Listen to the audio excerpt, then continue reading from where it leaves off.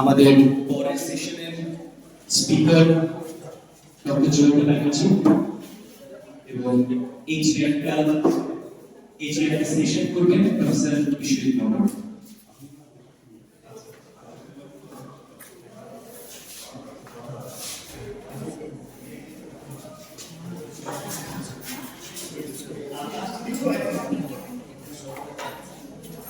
আমি আমাদের সোমাই ভাইকে অনুরোধ করবো সুবিতা ব্যানার্জিকে ইন্ট্রোডিউস করবো।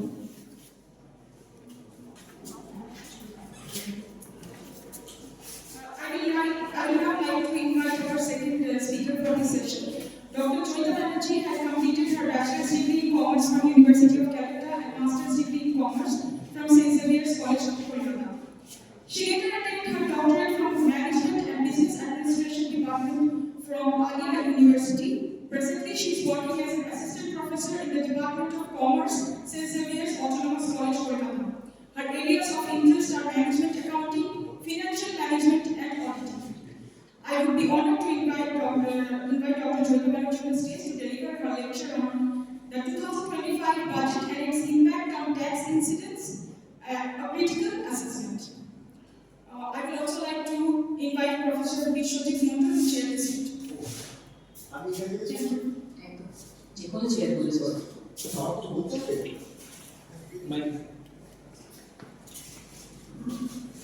Dr.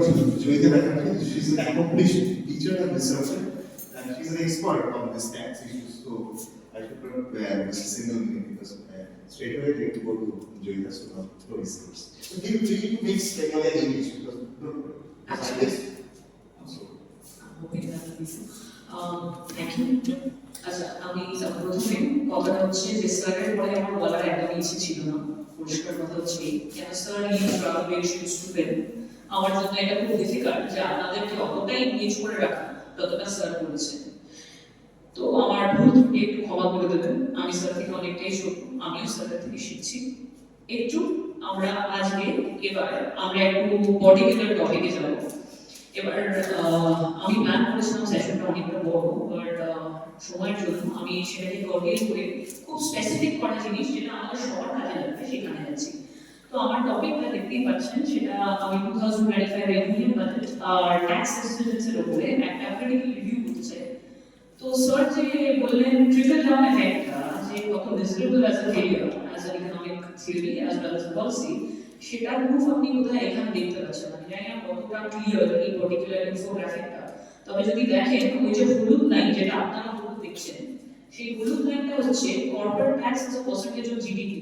স্যার যেটা বললেন যে কর্পোরেট ট্যাক্সের রেটটা কমানো হয়েছে, সেটা যদি নোটিস করেন ইন্ডিয়ার মতন দেশে যেখানে মিডিয়াম ইনকাম, যদি আমি খুব ভুল না হই, মিডিয়াম ইনকাম ইন্ডিয়াতে, স্যার অ্যাভারেজে বিশ্বাস করেন না, হয়তো আপনারা অনেকেই করেন না, মিডিয়াম ইনকাম ইন্ডিয়াতে যেখানে 25,000 টাকা, সেইখানে আমাদের personal income tax as a percentage of GDP, মানে আমাদের ইন্ডিভিজুয়াল লেভেলে আয় কর যেটাকে বলি আমরা, সেটার rising rate of incidence as a percentage of GDP আপনারা দেখতে পাচ্ছেন। নীল লাইনটা সেটাকে নিয়ে বোঝাচ্ছে যে আপনার ইনকাম ট্যাক্স কতটা জিডিপি দিয়ে পার্সেন্টেজ। আর আপনারা নিশ্চয়ই দেখতে পাচ্ছেন যে কর্পোরেট ট্যাক্সটা ফল করছে কিন্তু ইনকাম ট্যাক্সটা বাড়ছে। এই কথাটা আমাদের পলিসি মেকারসরা কনভিন্স করেছে যে যদি কর্পোরেট ট্যাক্স কমানো হয় তাহলে সম্ভবত ওরা আরো বেশি প্রডিউস করবে, আর যদি প্রডিউস করে তাহলে আশা করা যায় যে লোকজন ডিমান্ড বাড়াবে। এটা কতটা কাজ করেছে সেটা বলার টপিক আজকে না, তাই জন্য আমি সেখানে যাচ্ছি না। তবে সেটা কিভাবে সেই ট্যাক্স রেভিনিউটা জেনারেট হয় আজকে দেখুন। যদি আপনারা কোনোদিন মনে করে দেখেছেন যে রিসেন্টলি গত 1-2 বছরে এই ট্যাক্সটা আপনার বড্ড গায়ে লাগছে, কেন লাগছে সেটা যদি একটু দেখতে চান সেটা আপনারা এখানে দেখতে পারেন। এটা কিন্তু গভর্নমেন্টেরই ডেটা।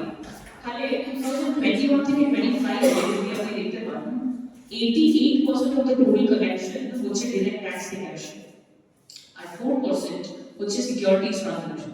আচ্ছা, সিকিউরিটিজ ট্রানজাকশন ট্যাক্স যদি আপনারা না জেনে থাকেন, সিকিউরিটিজ ট্রানজাকশন ট্যাক্স হচ্ছে সেই ট্যাক্সটা যেটা আপনাদেরকে দিতে হয় যখন আপনারা মার্কেট মানে ফাইন্যান্সিয়াল মার্কেটে, ধরুন শেয়ার ট্রেডিং, তো ডিবেঞ্চারে, মিউচুয়াল ফান্ডে কোনো ইউনিট আপনি কেনা বেচা করেন, তখন এই সিকিউরিটিজ ট্রানজাকশন ট্যাক্সটাকে আপনারা দেখতে পাবেন। আর বাকিটা সারচার্জ আপনারা আমি আশা করি আপনারা দেখতে পাচ্ছেন সারচার্জটাকে বাড়ানো হয়েছে। It is predicted 2026 onwards this surcharge আরো বাড়বে। এটা একটু কনসার্নিং বাট আমরা দেখছি। আচ্ছা আমি আপনাদেরকে again tax revenue by key sources মানে direct tax মানে যেটা আমরা দিচ্ছি বা কোম্পানিজরা দিচ্ছে সেটা দেখুন একটু, সেটা আপনারা যদি নোটিস করে থাকেন ইনকাম ট্যাক্স কিন্তু বেড়ে চলেছে। ইনকাম ট্যাক্স কিন্তু বেড়ে চলেছে as compare to corporate tax rate. আপনি কর্পোরেট ট্যাক্স রেটটা পরিষ্কার দেখতে পাচ্ছেন 23-24 থেকে চলছে, কিন্তু ইনকাম ট্যাক্সের রেট কিন্তু প্রেডিক্টেড টু ইনক্রিজ। সেটা কিন্তু again as I said rather concerning 2025 A predicted income tax এর percentage হচ্ছে 20% of the total direct tax collection, which again as I mentioned একটু চিন্তার কারণ, especially considering Indian median income 25,000 টাকা। 25,000 টাকা যে মাসে আয় করে তার 12 লাখ টাকা ট্যাক্স এক্সেম্পশন নিয়ে কি হবে সেটা আমরা একটু পরে বুঝি। আচ্ছা প্রথমে ইনফোগ্রাফিকটা ঠিক করে আসেনি, এটা কম্প্যাটিবিলিটি কোনো ইস্যু হয়েছে, কিন্তু যদি প্রথমটা দেখেন TDS মানে tax deducted on at source, TDS on rent কমিয়ে দেওয়া হয়েছে। মানে যেটা মিন করতে চাই আপনাদেরকে বলা হচ্ছে যে হ্যাঁ মানুষ অনেক কটা জায়গা থেকে আয় করতে পারে, একটা মেজর সোর্স হচ্ছে সে রেন্টাল ইনকাম মানে ভাড়া, বাড়ি ভাড়া জেনারেট করতে পারে। এর আগে মানে 2025 এর আগে আপনার যদি রেন্টাল ইনকাম 2.4 লাখের উপরে হতো আপনাকে TDS কাটতে হতো, এখন সেটা বাড়িয়ে 6 লাখ টাকা। TDS মানে কিন্তু ধরুন আপনি বাড়িটা ভাড়া দিয়েছেন তার থেকে আপনার আয় হচ্ছে 50,000 টাকা প্রত্যেক মাসে, তাহলে কিন্তু আপনার দায়িত্ব ডিডাক্ট করা ট্যাক্স এবং জমা করা, সেটা বাড়িয়ে দেওয়া হয়েছে। এবার বলা হচ্ছে যে হ্যাঁ ভাড়া করে আপনার আয়টা আপনি জেনারেট করতে পারেন। আচ্ছা TCS থ্রেশহোল্ড, TCS মানে হচ্ছে ট্যাক্স কালেক্টেড সোর্স। এমনিতে আমরা কিন্তু TDS বা TCS কোনোটা নিয়ে খুব একটা মাথামাতি করি না, কেন? আমরা অনেকেই আমরা এটা জানি না, আর দু নম্বর TCS এর দায়িত্ব মানে ট্যাক্স কালেক্টেড সোর্স। আপনারা নিশ্চয়ই অনেকেই আপনারা চাকরি করেন, আপনারা দেখছেন নিশ্চয়ই যখন আপনারা ট্যাক্স দেন আপনার এমপ্লয়ার মানে এখানে যদি আপনারা চাকরি করে থাকেন কলেজে এমপ্লয়ার আপনার ট্যাক্সটা ডিডাক্ট করে তারপরে আপনাকে টাকাটা দেয়। তো এই যে ট্যাক্স কালেক্টেড সোর্সের কথাটা এই হচ্ছে TCS এর থ্রেশহোল্ড। যদি দেখেন আমি লিখেছি রেমিটেন্সেস মানে বিদেশ থেকে যখন টাকা আমাদের দেশে পাঠানো হয় সেই ট্যাক্স কালেক্টেড এর থ্রেশহোল্ডটা এতদিন 7 লাখ টাকা ছিল। তাহলে বিদেশে ধরুন আপনার ভাই বা আপনার বাবা মা বা আপনার ছেলে যদি থেকে থাকে তারা যদি দেশে টাকা পাঠাতো 7 লাখের উপরে টাকা পাঠালে তাদেরকে ট্যাক্স ডিডাক্ট করে পাঠাতো। এখন সেটা 10 লাখ টাকা বলা হয়েছে, যদি 10 এর উপরে হয় তাহলে দায়িত্ব হচ্ছে ব্যাংকে যে হ্যাঁ ট্যাক্সটা কেটে তারপরে আপনাকে টাকাটা পাঠানো। এটা ভালো জিনিস একদিকে, কেন আমরা ইনক্রিজিংলি দেখতে পাচ্ছি যে আমাদের ছেলেপুলে মাইগ্রেশনে হচ্ছে বিদেশে বা অন্য জায়গায় বা হয়তো পড়াশোনা করতে যাচ্ছে, পড়াশোনার ক্ষেত্রেও কিন্তু এই ট্যাক্স কালেক্টেড অ্যাট সোর্সের কোয়েশ্চেনটা উঠে দেয়। দেখুন আমরা এক্ষুনি আপনাদেরকে প্রিভিয়াস একটা ইনফোগ্রাফিকে আমরা আপনাদেরকে দেখালাম যে সারচার্জ বা সেস, ওই যে নীল পোর্শন উপরে যে হালকা নীল সেই পোর্শনটা হচ্ছে সেস। আমাদের দেশে আপাতত নতুন একটা সেস ইন্ট্রোডিউস করা হয়েছে, তার নাম দেওয়া হয়েছে এগ্রিকালচার এন্ড ইনফ্রাস্ট্রাকচার ডেভেলপমেন্ট সেস। এটা খুব মজার কথা, কেন দেখুন যদি এই দিকে ছবিটা দেখেন, আমি জানি না কতটা ক্লিয়ারলি আপনারা এটা দেখতে পাচ্ছেন, তবে এই দিকে ছবিটা যদি দেখেন তবে এই পার্টিকুলার বাজেটে কটা জিনিস সত্যি ভালো করা হয়েছে। সেটা হচ্ছে প্রথম যেটা আপনি দেখতে পাচ্ছেন cancer drugs, life saving drugs. এই জিনিসটা নিয়ে আমাদের টেকনিক্যাল সেশনে পেপার আছে, তাই জন্য আমি এটা নিয়ে বেশি বলবো না। তবে লাইফ সেভিং ড্রাগস যেগুলো ক্যান্সারে বা ধরুন খুব কমপ্লিকেটেড রোগগুলোর ট্রিটমেন্ট বা চিকিৎসায় ইউজ করা হয় তার দাম কিন্তু কমবে। সেটা কিন্তু অফকোর্স আমাদের মতো দেশের জন্য ভালো, আমাদের মেডিকেল সিস্টেমের জন্য ভালো। ক্যান্সারের উপরে যদি আপনারা দেখছেন এখানে তাহলে 10% থেকে সেটা 0% করা হয়েছে, তাহলে বেশ ম্যাসিভলি ইন্ডিয়া কিন্তু এখনো এতটা ভালো মেডিকেল রিসার্চ এন্ড ডেভেলপমেন্ট হয়নি যে আমরা লাইফ সেভিং ড্রাগস নিজের মতো তৈরি করব। আমাদের mostly life saving drugs specially যদি আপনারা জেনে থাকেন ক্যান্সার বা ধরুন খুব কমপ্লিকেটেড রোগের যদি কোনো রকমের চিকিৎসা হয় সেই ওষুধগুলো প্রচন্ড দাম হয়। তার একটা কারণ হচ্ছে আমাদের দেশে তার ম্যানুফ্যাকচারিং এর অধিকারটা নেই, তাই জন্য আমাদেরকে ইম্পোর্ট করতে হয়। আর যখন ইম্পোর্ট করতে হতো এতদিন আমরা তার উপরে 10% কাস্টমস ডিউটি দিয়ে এসেছি, সেটাকে এখন 0 করে দেওয়া হয়েছে। তার মানে বুঝতেই পারছেন দামটা একটু হলেও কমবে। তাহলে এটা খুব ভালো একটা জিনিস করা হয়েছে। আর যেটা স্যার বললেন যে তাইওয়ানের যে ফিল্ডটা আমরা মিস করে দিয়েছিলাম সেমিকন্ডাক্টর আর রেয়ার মিনারেলস, যেটা নিয়ে আমি জানি না আপনারা কতজন ইন্টারেস্টেড, বাট রেয়ার মিনারেলস এর উপরে আপাতত ইন্ডিয়ান পলিসি মেকারসদের প্রচন্ড একটা পুশ আছে লিথিয়াম আয়নের জন্য। নিশ্চয়ই শুনেছেন খবরে বলে খুব ফ্রিকুয়েন্টলি বলে ইন্ডিয়া লিথিয়াম আয়নের কোর্স পাওয়া গেছে বা কিছু। এবার তার কারণটা খুব সিম্পল, এই জিনিসগুলো হচ্ছে আমাদের ভবিষ্যৎ। এআই যেরকম ভাবে আমরা প্রেডিক্ট করিনি, এবার আর আমাদের পিছিয়ে পড়ার সময়টা বাকি থাকবে না। এবার কিন্তু আমরা শেষ হয়ে যাবো যদি আমরা না ক্যাচ আপ করতে পারি। তাই জন্য ইন্ডিয়ার পলিসি মেকারসরা, আমাদের সরকার কিছুটা হলেও সেই ট্রেনটাকে লেট হলেও ধরার চেষ্টা করার পক্ষে এই রকমের কাজগুলো করছে। যদি এখানে দেখতে পান এখানে কম্পোনেন্টস ফর সোলার ম্যানুফ্যাকচারিং আর কটা পার্টিকুলার স্পেশাল মেটালস এর জন্য কাস্টমস ডিউটি কিন্তু বন্ধ করে দিয়েছে বা কমিয়ে দিয়েছে। কাস্টমস ডিউটি গোল্ড সিলভার বার ফাইনিং যেগুলো দেখতে পাচ্ছেন, গোল্ড আর সিলভার কিন্তু খালি আমাদের গয়না হয় না, এর ইন্ডাস্ট্রিয়াল প্রচুর ইউজ আছে। তো যখন তার কাস্টমস ডিউটি কমানো হয়, স্যার একটা প্রশ্ন করেছিলেন যে আমাদের সরকার আমাদের আগামী প্রজন্মের জন্য কি করছে। তার একটা উপায় কিন্তু এখানেও দেখতে পাচ্ছেন, যখন ট্যাক্স মানে কাস্টম ডিউটি কমিয়ে দেওয়া হয় মেটালস এর উপরে, তার কিন্তু একটা পজিটিভ ইমপ্যাক্ট আমরা ম্যানুফ্যাকচারিং এ দেখতে পাই। এখন আমি কিন্তু ইকোনমিক্স ব্যাকগ্রাউন্ডের নয়, তবে আমার সীমিত বুদ্ধিতে যা বোঝায় আমাদের গত 1-2 বছর ধরে ম্যানুফ্যাকচারিংটা খুব স্লো পিক আপ করেছে, তাই স্যার? এই যে স্লো পিক আপটা হয়েছে তার একটা কারণ কিন্তু ইন্ডিয়ার বিজনেসের খুব কমপ্লিকেটেড কটা নিয়ম আছে। সেটাকে সিম্পলিফাই করার জন্য নির্মলা সীতারামন একটা খুব পার্টিকুলার এবং খুব ইম্পর্টেন্ট একটা কথা বলেছেন। উনি বলেছেন এবার নতুন ট্যাক্স বিল আসবে, যেটা একটা আসেনি কিন্তু আশা করা যায় আর 1-2 মানে হপ্তার মধ্যে বোধহয় আসবে। এই ট্যাক্স বিলের জন্য আশা করা যায় যে হয়তো ম্যানুফ্যাকচারিংটা ইমপ্রুভ করবে। তো এইখানে সেই ম্যানুফ্যাকচারিংটা ইমপ্রুভ করার জন্য এখানে অনেক কটা জিনিস আপনারা দেখতে পাচ্ছেন। আরেকটা জিনিস যেটা 4 পিলার্স বলে স্যার দেখাচ্ছিলেন, এটা নিয়ে অনেক টেকনিক্যাল সেশনে কিছুটা আলোচনা হবে। আরেকটা জিনিস সেটা হচ্ছে সোলার এনার্জির উপরে নিশ্চয়ই আপনারা দেখবেন এখন খুব রিসেন্ট একটা পুশ হয়েছে সোলার এনার্জির উপরে, সূর্যের থেকে যে আপনি ইলেকট্রিসিটি জেনারেট করতে পারেন এই জিনিসটার উপরে যে পুশটা হয়েছে আপনি দেখতে পাচ্ছেন এইখানে কম্পোনেন্টস ফর সোলার ম্যানুফ্যাকচারিং এর ডিউটিটা পুরো 0 করে দেওয়া হয়েছে।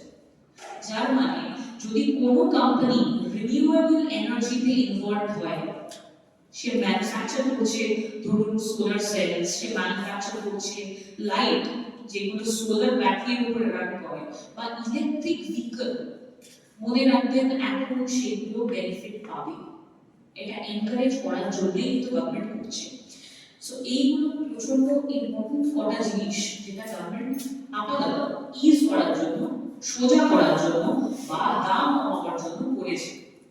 এবার দামটা কমিয়েছে সেটা আমাদের ঠিক আছে, কিন্তু একটা অসুবিধাও করে দিয়েছে যেটা আমি আপনাদেরকে দেখাতে পারছি একটু পরে। কিন্তু যেটা আমাদের দরকার, ধরুন আমরা যারা বসে আছি তারা তো ম্যাক্সিমাম স্যালারি এমপ্লয়, আমরা স্যালারি পাই। আমাদের জন্য স্যার যেটা বললেন বা আপনারা যেটা জানেন, যেটা আপনাদেরকে মিডিয়া চিনিয়ে বলেছে যে 12 লাখ অব্দি কোনো আপনাকে আয়কর দিতে হবে না যদি আপনার আয় 12 লাখের নিচে হয়। এই কথাটা কিন্তু পুরোটা ঠিক নয়।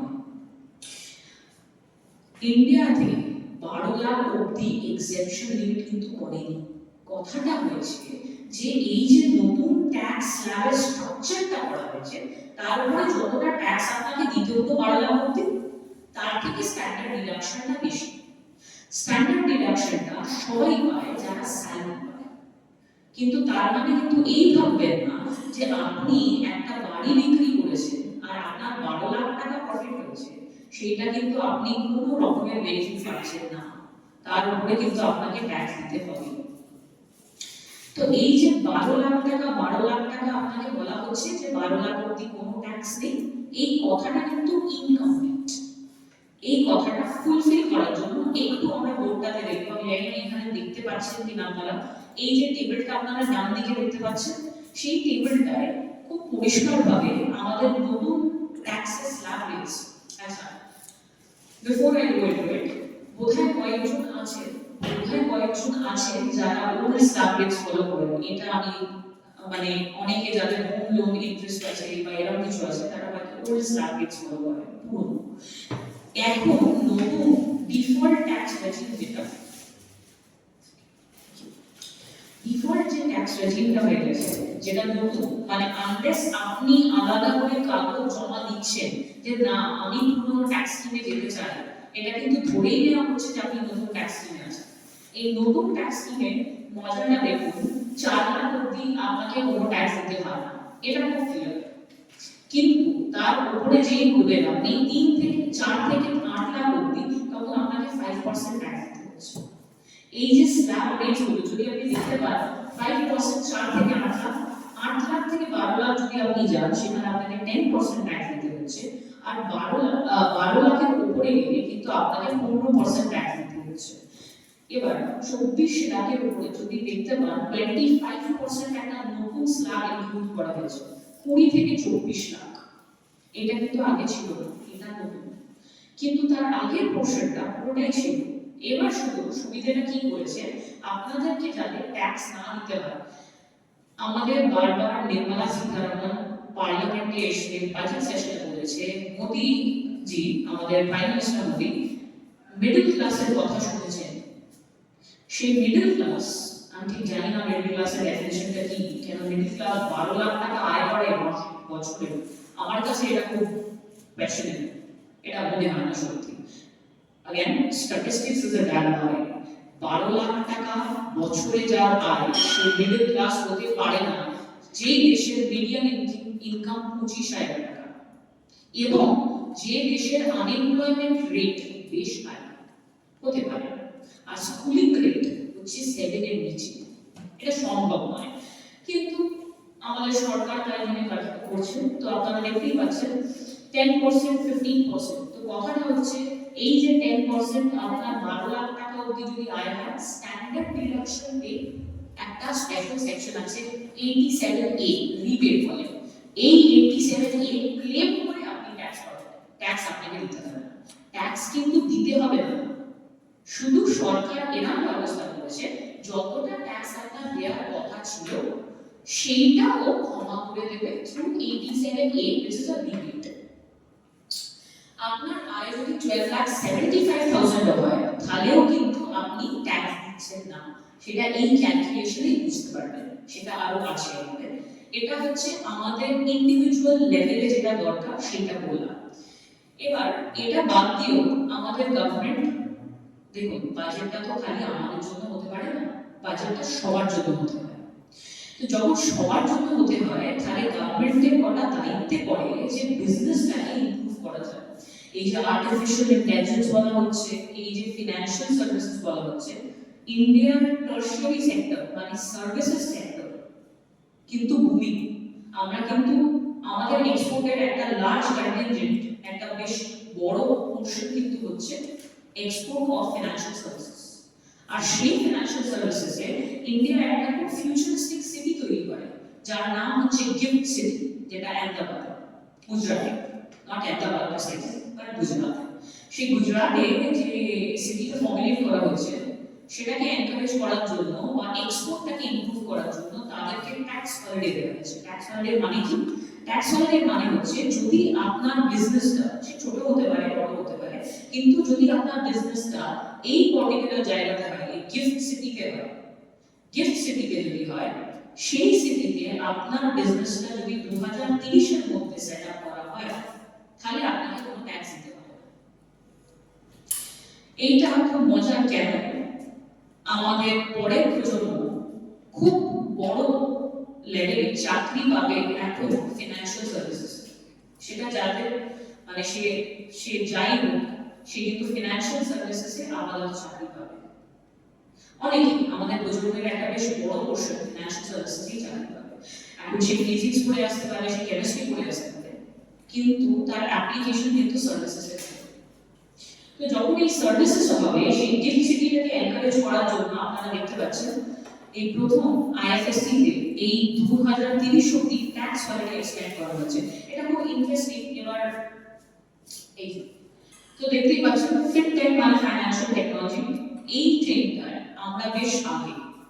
ফাইন্যান্সিয়াল টেকনোলজি যদি একটা ট্রেন্ড হয়, সেই ট্রেন্ডের সেটার কিন্তু আমরা, কেন আমরা বেশ ভালোভাবে ফাইন্যান্সিয়াল টেকনোলজি মার্কেটটাকে বেশ ভালোভাবে ক্যাপচার করেছি। এবার যদি দেখতে পান এই জায়গাটায় যদি আপনার বিজনেস হয়, তাহলে তার আপনাকে ট্যাক্স দিতে হবে না বেশ গত 10 বছর, আগামী 10 বছর আপনাকে ট্যাক্স দিতে হবে।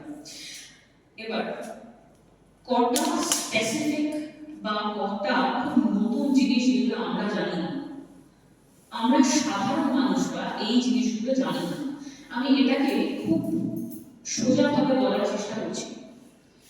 ধরুন আজকে আপনার জমি কেনার ইচ্ছে আছে, আপনি কিভাবে কিনবেন? আপনি একটা জায়গা দেখবেন, আপনার মনের মতো যদি জায়গাটা হয়, আপনার যদি আয়ত্তের মধ্যে হয়, আপনি জমিটা কিনবেন। এটা হচ্ছে রিয়েল এস্টেট, তাই তো? কিন্তু ধরুন আপনার এতটা টাকা নেই যে আপনি একলা হাতে 1 কোটি 2 কোটি 3 কোটি 4 কোটি জমি কিনতে পারেন। তখন আপনি কি করবেন? তখন আপনাকে কটা স্পেসিফিক রকমের কোম্পানি অফার দেবে যে আপনি যদি আমাদেরকে টাকা দেন, আমরা ভাগ ভাগ করে আপনাকে, মানে আমরা একটা জায়গা কিনবো যার মধ্যে আপনার, যার থেকে যে কোনো আয়ের একটা ভাগ আপনার হবে। সেটাকে আমরা বলবো রিয়েল এস্টেট ইনভেস্টমেন্ট ট্রাস্ট, যেটাকে শর্ট ফর্মে আরইআইটি বলা হচ্ছে। আর আরেকটা হচ্ছে ইনফ্রাস্ট্রাকচার। দেখুন কোনো দেশ কোনোভাবে উন্নতি করতে পারে না যদি তার ইনফ্রাস্ট্রাকচার ঠিক না হয়। এই সেই ইনফ্রাস্ট্রাকচারটাকে একমাত্র সরকার যে ভালো করতে পারবে, সেই আশাটা করাটা হয়তো একটু মুশকিল আজকালকার দিনে। কেন?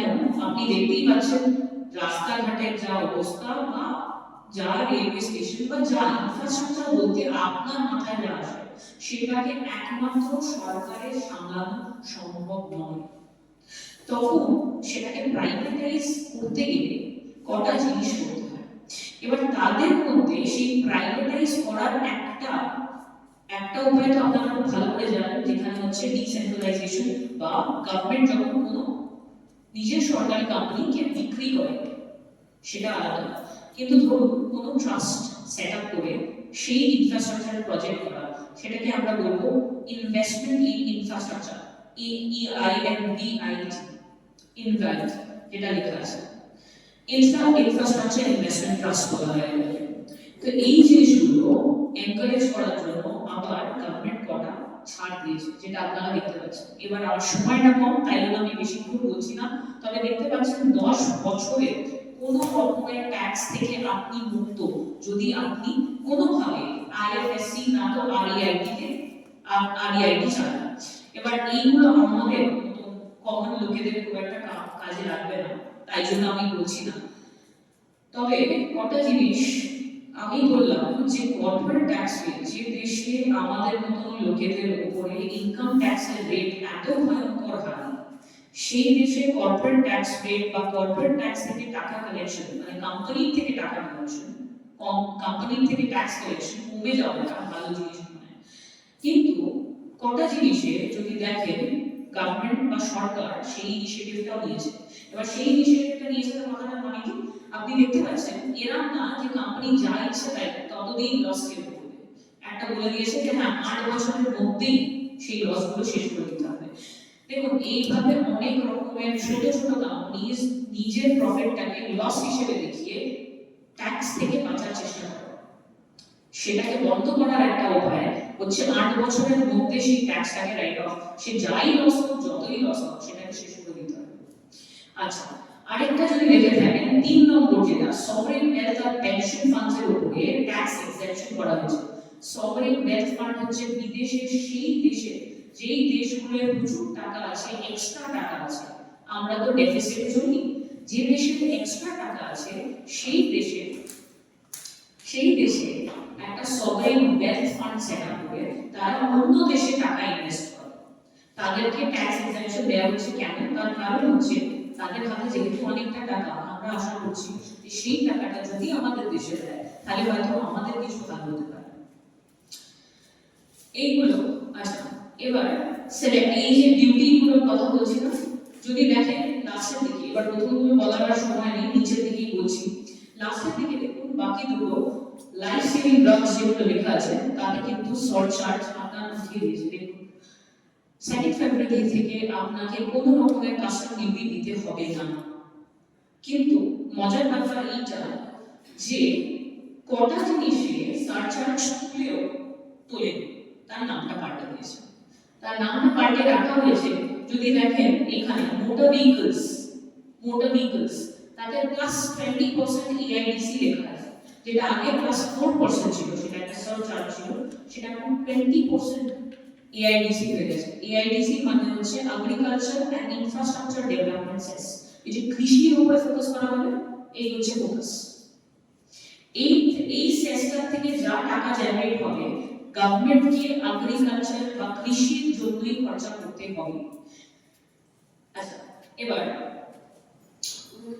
আমাদের মধ্যে অ্যাজ আই সেড আমরা ইন্ডিভিজুয়ালস, আমি এত কোম্পানিকে নিয়ে এত বলে আমাদের খুব একটা ইন্টারেস্ট বা সময় নষ্ট করবো না। যদি দেখতে পান একটা ইন্টারেস্টিং জিনিস যেটা গভর্নমেন্ট সরকার এখন করেছে, ও বলছে ফরেন ইনস্টিটিউশনাল ইনভেস্টর মানে বিদেশি টাকা যদি আমাদের দেশ থেকে সে প্রফিট করে সেই টাকার উপরে 12.5% ট্যাক্স দেওয়া হবে। এতদিন আমি জানি না আপনারা দেখেছেন কিনা, বাট আগের বছর থেকে আপনার যদি ক্যাপিটাল গেইন মানে ধরুন আপনার লং টার্ম ক্যাপিটাল গেইন মানে ধরুন আপনার বাড়ি আছে যেটা আপনি বিক্রি করছেন ধরুন 2 বছর আগে, বা আপনার জমি আছে যেটা আপনার 10 বছর ধরে ছিল সেটা আপনি বিক্রি করছেন, বা যদি আপনি ইনভেস্টর হন, যদি আপনার মিউচুয়াল ফান্ড আপনি বিক্রি করছেন যেটা আপনি 2 বছরের উপরে রেখেছিলেন, সেটাকে লং টার্ম ক্যাপিটাল গেইন বলা হয়। সেই লং টার্ম ক্যাপিটাল গেইনের উপরে 12.5% ট্যাক্স চার্জ হয়। এবার বিদেশি ইনকাম ইনভেস্টরদের উপরে এই জিনিসটা ছিল না, বিদেশিদেরকে মাত্র 10% ট্যাক্স দিতে হতো। সেটা এখন রিভাইজ করে 12.5% করা হয়েছে। কেন করা হয়েছে? যাতে এটা সোজা হয়, আমাদের ক্যালকুলেশন ওদের ক্যালকুলেশন ভাগ করে না করতে হয়, গভর্নমেন্ট যাতে একেবারেই বুঝে যায় ফরেন ইনস্টিটিউশনাল ইনভেস্টর হোক বা আপনি নিজে হোক, আপনাকে 12.5% ক্যাপিটাল গেইনের উপরে ট্যাক্স দিতে হবে। আচ্ছা, তারপরে এনপিএস বাৎসল্য স্কিমটা গত বছর ইন্ট্রোডিউস হয়েছে। খুব ব্রিফলি বলে দিই, এনপিএস বাৎসল্য স্কিম হচ্ছে যদি আপনি আপনার বাচ্চার জন্য যদি আপনি এনপিএস এর কোনো অ্যাকাউন্ট খোলেন, তাতে ম্যাক্সিমাম 50,000 টাকা অবধি যদি আপনি বাচ্চাটার নামে অ্যাকাউন্টে রাখেন, আপনাকে ট্যাক্স দিতে হবে না। সেটা হচ্ছে এনপিএস বাৎসল্য স্কিম।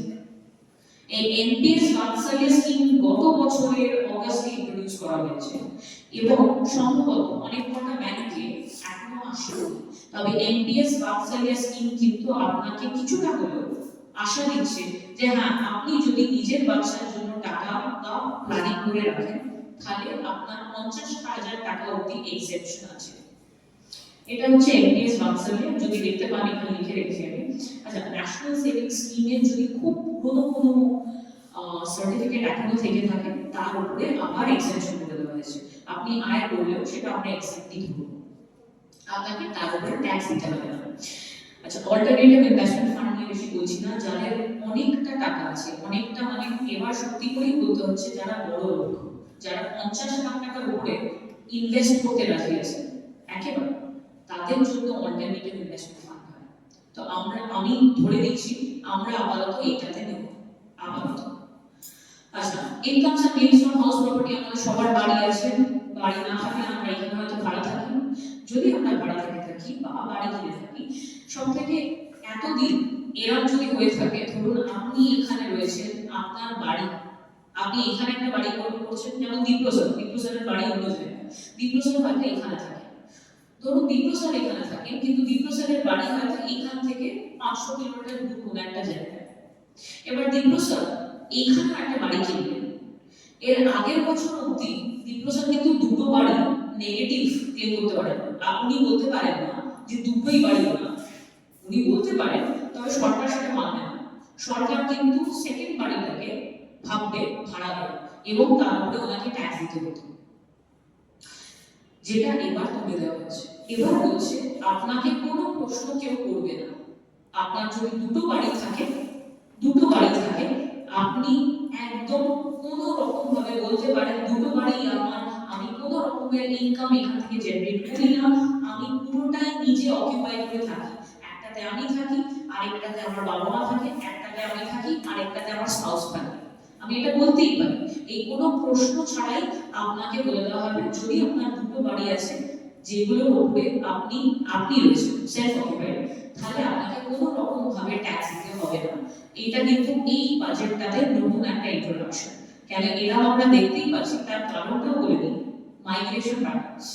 এখনকার দিনে আমাদের বাড়ির কাছে আমরা চাকরি পাবো সেই আশাটা এত ক্ষীণ, যেই জন্য এই দুখানা বাড়ি থাকলেও আপনাকে ট্যাক্স দিতে হচ্ছে না, এটা ইন্ট্রোডিউস করা হয়েছে। আচ্ছা, হোম লোনের ইন্টারেস্ট রেট যদি কারো হোম লোন থেকে থাকে আপনারা নিশ্চয়ই জানেন 24B তে মাত্র, এটা কিন্তু নতুন, পুরোনোতে আলাদা ছিল, নতুন মানে নিউ ট্যাক্স রেজিমে 24B এর আন্ডারে এখন আপনি হোম লোনের উপরে ইন্টারেস্ট পে করতে পারছেন 3 লাখ, 2 লাখ ছিল আগে, এখন আপনি বাড়িয়ে 3 লাখ। তো সেটা আপনার আরেকটা বেনিফিট দেখতে পাচ্ছেন।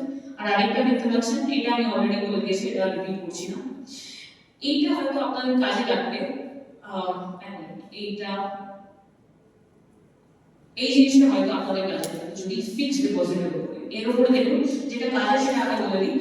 আপনাদের যেটা দরকার সেটা হচ্ছে 3 নম্বর, যেটা 194A এর নামে লেখা আছে, ইন্টারেস্ট অন মানে securities other than financial securities. তো সিনিয়র সিটিজেনের জন্য 50,000 টাকা অবধি তাদেরকে ট্যাক্স দিতে হতো না, সেটাকে বাড়িয়ে 1 লাখ টাকা করে দেওয়া হয়েছে। যদি একটা বয়স্ক লোকের ইনকাম 1 লাখ টাকা হয় ফ্রম ইন্টারেস্ট অন সেভিংস বা এফডি, তার কিন্তু ট্যাক্স দিতে হচ্ছে না।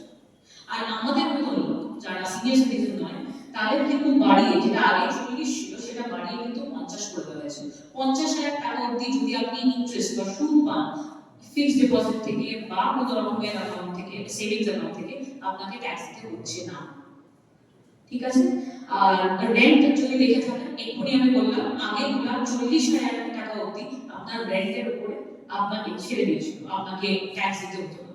কিন্তু এবার 50,000 টাকা করে দিয়েছিল ট্যাক্স কালেক্টেড অ্যাট সোর্স। যদি আপনি কোনো বাড়ি ভাড়া দিয়েছেন যার খরচা, যার ভাড়া হচ্ছে 50,000 টাকা থেকে 1 টাকাও বেশি, তাহলে কিন্তু ওইখান থেকে ট্যাক্স কালেক্ট করে আপনাকে কালেক্ট করে জমা দিতে হবে গভর্নমেন্টকে, না হলে কিন্তু আপনার উপরেই নোটিশটা পড়বে। আচ্ছা, আর এখানে তো দেখতেই পাচ্ছেন, আমি জানি না কোনটা আপনাদের কাজে, যদি আপনারা এখানে দেখে আমার বলে দেন ভালো হয়, কেন আমার সময়টা কম, সো আমি একটু এন্ড ভেরি সুন। এটা হচ্ছে আপনার কাজের জিনিস যা আছে। আর তাহলে দেখুন আমাদের জন্য একটা সিম্পল জিনিস কি করে দিচ্ছে, সেটা এখন কিন্তু নির্মলা সীতারামন প্রমিস করেছে যে একটা নতুন ট্যাক্স করতে হবে। দেখুন আমাদের মতো সাধারণ লোকেদের জন্য প্রত্যেকটা সেকশন, আমার জীবনে আমি বাড়ি বিক্রি করব না গাড়ি বিক্রি করব, সেটা বিক্রি করে কি কিনবো, সেটা বা ধরুন কোনো জিনিস কিনবো তার উপরে জিএসটি দেবো, বা আমার আয়ের উপরে কতটা কর দিতে হবে, এতটা আমাদের পক্ষে জানা কিন্তু সম্ভব নয়। তাই জন্য সিম্পলিফাই করে দেওয়ার প্রমিস কিন্তু সীতারামন করেছেন। আশা করা যায় নেক্সট একটা সপ্তাহের মধ্যে সীতারামন নিজের প্রমিসটা রাখবেন, একটা নতুন ট্যাক্স কোড অ্যানাউন্স করা হবে। আচ্ছা, চেঞ্জেস ইন স্ট্যান্ডার্ড ডিডাকশন, যেটা এতদিন পুরনো ছিল সেটা এখন বাড়িয়ে 75,000 করে দেওয়া হয়েছে। যেই জন্য আমি বারবার আপনাদেরকে বলছি যে এই যে 12 লাখ টাকার উপরে আপনাকে কোনো ট্যাক্স দিতে হচ্ছে না, সেই কথাটাই ইনকমপ্লিট, সেই কথাটাই ইনকমপ্লিট। এইটা হচ্ছে আসল কথা। যদি দেখতে পারেন এটা হচ্ছে আপনার পুরনো নিউ ট্যাক্স রেজিম আর প্রপোজ ট্যাক্স রেজিম, মানে আপনার পুরো অ্যানুয়াল ইনকামের পরে যে কলামটা দেখতে পাচ্ছেন সেটা হচ্ছে আগের বছরের ট্যাক্স স্কিম, আর এটা হচ্ছে কারেন্ট ইয়ারের ট্যাক্স স্কিম। তো যদি দেখতে পান 12,75,000 অবধি যদি আপনার স্যালারি হয়, আপনাকে কিন্তু ট্যাক্স দিতে হচ্ছে না। 12,75,000 অবধি যদি আপনার স্যালারি হয়, আপনাকে ট্যাক্স দিতে হচ্ছে না। কিন্তু 12,75,000 উপরে যদি আপনি বাড়ি বিক্রি করে কোনো রকমের লং টার্ম মানে 2 বছরের উপরে কোনো বাড়ি আপনি বিক্রি করে কোনো রকমের গেমস করেছেন, তাহলে কিন্তু আপনাকে ফুল ট্যাক্স দিতে হচ্ছে। তো এই যে কথাটা এখানে গিয়ে দাঁড়ায়। আমরা এখন এইটা হচ্ছে আমাদের মেইন কথা। 12,75,000 অবধি আপনাকে কোনো রকমের ট্যাক্স দিতে হচ্ছে না মানে গভর্নমেন্ট ক্ষমা করে দিচ্ছে। আপনি কিন্তু বাই চয়েস বলতে পারেন না যে আমার ইনকামটা 12 লাখের নিচে বলে আমাকে ট্যাক্স ফাইল করতে হবে না। আপনাকে ফাইলও করতে হবে, আপনাকে বলতেও হবে যে হ্যাঁ আমার আয় এত। গভর্নমেন্ট তারপরে বলছে, সরকার আপনাকে বলছে হ্যাঁ ঠিক আছে আমরা মেনে নিলাম, স্ট্যান্ডার্ড ডিডাকশন দিয়ে রিবেট দিয়ে 87 দিয়ে বলছে হ্যাঁ আমরা ক্ষমা করলাম। এইটা হচ্ছে কথা। তাই জন্য এখানে আমি শেষ করছি, কেন এরপরে আর কাজ ছিল, সময়টা বোধহয় ওভার হয়ে গেছে। আই থিঙ্ক আমরা যদি কোনো প্রশ্ন থেকে থাকে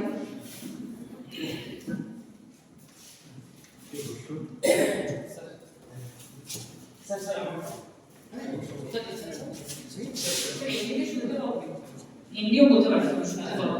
নমস্কার। প্রথমত ধন্যবাদ, অনেক কিছু ইনফরমেশন আমরা সমৃদ্ধ হলাম। তো এখানে অ্যাটলিস্ট জানতে চাই নিউ ট্যাক্স বিল আসতে চলেছে, সেটা কি এসএসসিটাকে তুলে নেওয়া হচ্ছে? সম্ভবত না। সেকেন্ড কোশ্চেন, এই যে বর্তমান যে কারেন্ট মার্কেট সিনারিও দেখতে পাচ্ছি, ফরেন ইনভেস্টররা টাকাটা তুলে নিচ্ছে, what is the basic reason behind it? ট্যাক্সটাকে বাড়িয়ে দেওয়া বা আদার কিছু আছে? Sir, to be quite honest, I'm not from the economic background, so I will not answer you from the background of economics, but I am a financial market expert. মানে আমার knowledge-টা, আমার PhD-টা, as a matter of fact, is on financial market.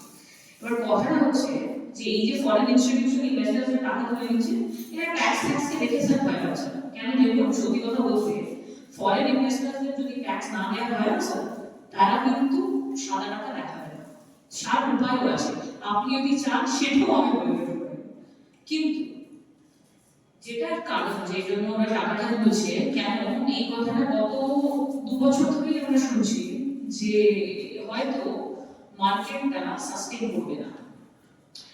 কোভিডের পরে যখন মার্কেটটা ওঠা শুরু করে 2020 পরে, আপনি যদি দেখেন 2020 ফ্যাগের শেষের দিকে থেকে মার্কেটটা যখন উঠেছে তো উঠেইছে, সেটা খুব মজার। কেন স্যার যেটা বললেন, এটা সবসময় একটা সাইকেল। এবার ট্রাম্পের মজার ঘটনা হচ্ছে যখন ট্যারিফটা লাগাচ্ছে, এবার আমি স্যারের সাথে একটু দ্বিমত এই জায়গাটাতে। ট্রাম্প যখন ট্যারিফ লাগাচ্ছে, আমার ধারণা কথা বেশি বলার কাজটা কম করে। তো আমার ধারণা লোকে ভয় পেয়েই হয়তো আগে এটা বলবে, এবং ফরেন ইনস্টিটিউশনাল ইনভেস্টার্স এবার টাকাটা তুলছে, কেন ওদের মনে হচ্ছে হয়তো মার্কেটটা এবার পড়বে। আর যেটা সেলফ ফুলফিলিং প্রসেসিং, অনেক সময় হয় না আজকে খারাপ হবে বারবার বললে সত্যি খারাপ হয়ে যায়, অনেকটাই যায়। তবে আমার ধারণা ইন্ডিয়ার ফান্ডামেন্টাল যথেষ্ট স্ট্রং। মার্কেট যদি খারাপ চলে, যেটা আপনি দেখতে পাচ্ছেন কিছুদিনে রিকভারি হবে, কবে হবে? হ্যাঁ, একদম সেন্সেক্স ক্র্যাশ করেছে, সেটা আমি বলেই দিলাম। একদম ব্লাড বাথ তো স্যার ছেড়ে দিন, blood on speeds at this point. কিন্তু I'm pretty sure within the next few months, if I'm not completely wrong, I've studied the market since 1980s. India market যতটা পড়েছে না, তার থেকে অনেক বেশি পড়েছে। So recoveryটা হবে, একটু পেশেন্সের খেলা। Sir madam sir third question, একটা সুন্দর বললেন যে সোলার প্যানেলের জন্য ট্যাক্স ছাড় দিয়েছে, বা আমরা দেখতে পাচ্ছি লিথিয়াম আয়ন এই ব্যাগেজটাকে পুস্টার করার জন্য। একটু জানতে চাই যে গ্রিন এনার্জি সেক্টর, যেটা আমরা হাইড্রোজেন চালিত ট্রেন ভারতবর্ষ দেখছি নিয়ে আসছে, বা এই সেক্টরটা কতটা আগামী দিনে আসতে চলেছে যদি স্যার দেখুন, আমরা প্র্যাকটিক্যাল লাইফে, ইন্ডিভিজুয়াল লাইফে আমরা রিনিউয়েবল এনার্জি কোনভাবে ইউজ করতে পারি। এক হচ্ছে আমাদের সাদা বা সোলার প্যানেল লাগাতে পারি, এক হচ্ছে আমরা ইলেকট্রিক ভেহিকল কিনতে পারি। ইলেকট্রিক ভেহিকল যদি আপনি কেনেন, খুব ভালো করবেন, তার উপরে ট্যাক্স বেনিফিটস কিন্তু গভর্নমেন্ট দিয়েছে। অসুবিধাটা হচ্ছে ইনফ্রাস্ট্রাকচারটা ঠিক করতে, চার্জিং পয়েন্টগুলো জায়গায় কি লাগাবে। তো এর জন্য ওকে টাকা আগে জেনারেট করতে হবে। তো ফিউচারটা bright, do not get me wrong, ফিউচারটা পজিটিভ। আর solar energy is a good deal in India. Actually as a matter of fact solar এনার্জির সাথে যাই রিলেটেড যাই শেয়ার আছে, আপনি যদি দেখেন even disposal of solar panels which is a big problem in India right now, solar প্যানেলসের ডিসপোজালের ইন্ডাস্ট্রিজও ভালো পারফর্ম করে। ফিউচার ইজ ব্রাইট, মানে সেটা 3 বছর শর্ট টার্ম সার্টেনলি না। তো আমার ধারণা 3 বছর থেকে 5 বছর আমাদের একটু ওয়েট করতে হবে, কিন্তু positive, no way around it. By end of 5 years green energy সেক্টরটা বুস্ট আপ করবেই, এটা কি আমরা ধরে নিতে পারি? গ্রিন এনার্জি সেক্টর এমনি গত 5 বছরে বুস্ট করেছে। আপনি শেয়ার মার্কেটটা যদি আপনি ফলো করেন, আমি সেই জন্য আপনি দেখেই থাকবেন গত 5 বছরে কিন্তু ভালোই পারফর্ম করেছে। তো আশা করা যায় আরেকটু ভালো হবে। Thank you, thank you. আরেকটা প্রশ্ন আছে। গিফট সিটি যেটা আপনি বললেন 2000 গিফট সিটি হ্যাঁ, তো এখানে যেটা বললেন 2030 এর মধ্যে এখানে যে ট্যাক্স ফ্রি এখানে বিজনেস ওপেন করলে বা কিছু আই থিংক ল্যান্ড পারচেজ করলে না, তো অনেক ফোকাসটা কি ওদিকেই করানো হচ্ছে, কারণ বহু মানুষ এখান থেকে মাইগ্রেট হচ্ছে সাউথ নর্থ, আই থিংক ওদিকেও মাইগ্রেট হবে এবং ওখানে ডেভেলপও করবে আশা করি। তো একটা সাইকেল তৈরি হবে নিশ্চিত। তো সব মিলিয়েই বোধহয় এই অফার বা অপরচুনিটি। আচ্ছা, এবার আপনাকে ইনসাইডার ইনফরমেশন দিই। ভেতরের খবর কেন বলছি এটার উপরে আপনি নিউজপেপার আর্টিকেলস পাবেন, তবে জার্নাল আর্টিকেলস পাবেন না। সেমিকন্ডাক্টর ইন্ডাস্ট্রির উপরে একটা বেশ ম্যাসিভ প্ল্যান্ট সেট আপ করেছে গুজরাটে, ধুলেরা। কারেক্ট। তো ধুলেরা যদি সেট আপ করেছে, এবার সেটা এখনো ওপেন নয় কেন, not many businesses are right now opening there, but there are plans, মানে এখানে জমি জায়গা আর পাওয়া যাচ্ছে। তো ধুলেরা বা আহমেদাবাদের গিফট সিটি হচ্ছে আপাতত আমাদের মডেল শোপিস। ঠিক আছে, এবার শোপিসটা যদি আমরা ভালোভাবে না তৈরি করতে পারি, একেবারে চকচকে না করতে পারি, তাহলে ফরেন ইনভেস্টর্স ডিরেক্টলি আসবে। তাই জন্য আমার ধারণা, যেটা আপনি প্রশ্ন করছেন, পুশটা ওইদিকে কেন আমাদের দেশের এত টাকা নেই, যেটা ডেফিসিটে স্যারও দেখিয়েছে যে আমরা সবকিছু করতে পারি। তো যদি বিদেশের টাকা এই মডেল ইন্ডাস্ট্রিজ গুলোকে দেখে, যেগুলো সত্যি এক্সপোর্ট করে, টাকা আসে, তাহলে that's a good deal. Big amount. হ্যাঁ, আর সেই জন্যই ট্যাক্স হলিডে গুলো দিচ্ছে। আর যদি দেখেন, যেটা স্যার মেক ইন ইন্ডিয়া বললেন, স্টার্টআপ ইন্ডিয়া বলে জিনিসটা ছিল, যার নাম আপনি দেখতে পাচ্ছেন এখন অনেক কটা স্টার্টআপ ইন্ডিয়াতে হয়েছে। ইন্ডিয়াতে এখন ব্যাঙ্গালোরের দিকে বা আহমেদাবাদের দিকে, যেগুলো এখন স্টার্টআপ হাবস হয়ে গেছে, সেই হাবস গুলো তৈরি কিন্তু হয়েছে বিকজ অফ স্টার্টআপ ইন্ডিয়া কিছুটা হলেও টাকা দিয়েছে। এবার এই যে জোম্যাটো, সুইগি, ডেলিভারি, উবার আমাদের দেশের নয়, আমি মানব, কিন্তু অনেক কটা ছোট ছোট জিনিস আমরা দেখতে পাচ্ছি এই স্টার্টআপস থেকে আসছে। তো আমরা আশা করছি যে আইএফএসসি মানে গিফট সিটি নেক্সট। বাই।